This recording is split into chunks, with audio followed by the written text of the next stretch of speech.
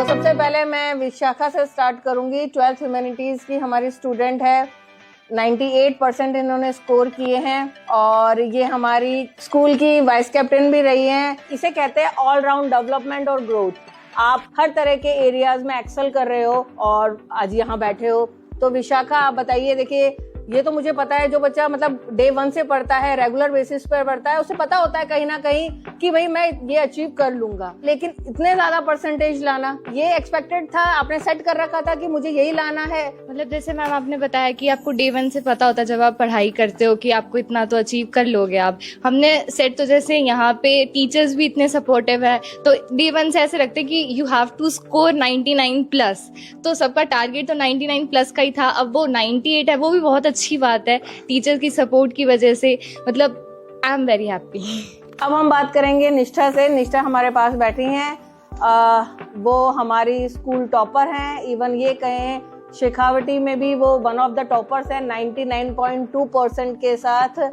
निष्ठा बताइए कैसे आपने अपने पूरे टाइम को मैनेज किया? ये जो टीनेज होती है इसमें कई तरह के डाइवर्शन भी होते हैं। हमें मोबाइल हुआ, टीवी हुआ और भी बहुत सारी चीजें होती हैं। तो आप मुझे बताइए कि कैसे तो आपने टाइम मैनेजमेंट किया और कैसे यही फोकस रखा? मैम अगर आप रेगुलरिटी की बात करते हैं तो जब स्टार्टिंग से आप 3-4 आवर भी डेली पढ़ रहे हैं तो वो इनफ है।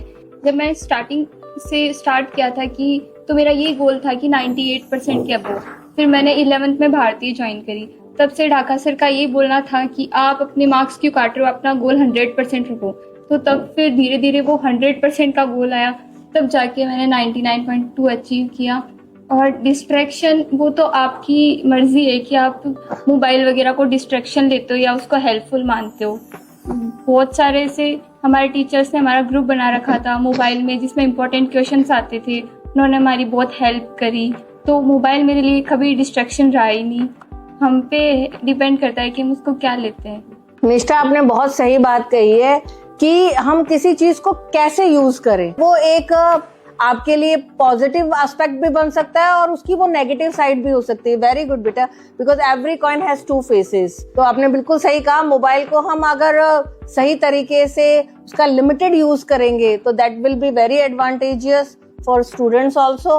और अगर हम उसको एक्सेसिवली यूज करेंगे तो वो एक बहुत बड़ा हजार्ड है।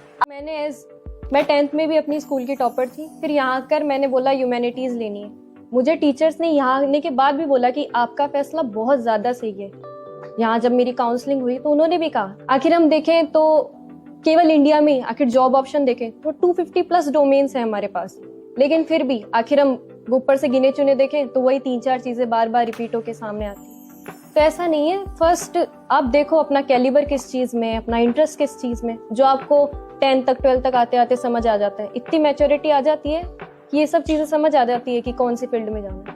लोगों को मत देखो, खुद के ऊपर चलो कि अपन क्या बन सकते हैं। आप आर्किटेक्ट हो तो वो भी बहुत बड़ी चीज़ है। आप फैशन डिज़ाइनर हो तो बहुत बड़ी चीज़ है। बस उसमें एक वो है, महारत हासिल करो।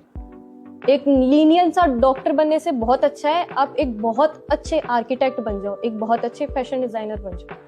My sincere thanks to the Almighty God, my parents and faculty। जैसे मैम आपने क्वेश्चन पूछा तो एक टाइम आया था प्री बोर्ड्स में कि मैं उतना अच्छे से स्कोर नहीं कर पा रहा था, पर जो हमारे यहाँ के जो डायरेक्टर हैं मिस्टर राजेंद्र ढाका, उन्होंने मेरे अंदर वापस से कॉन्फिडेंस बिल्डअप करा।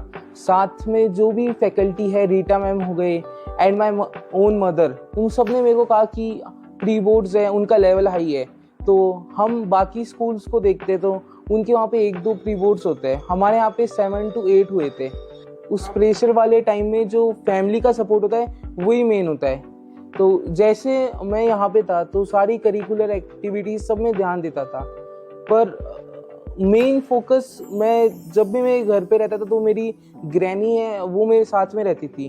तो उनकी गाइडेंस के साथ में हमेशा उन्होंने मेरे को बताया कि कैसे मेरे को आगे जाना है। एंड मोमेंट तक मेरा यही था कि मेरे को 4 to 5 आवर्स डेली पढ़ना है।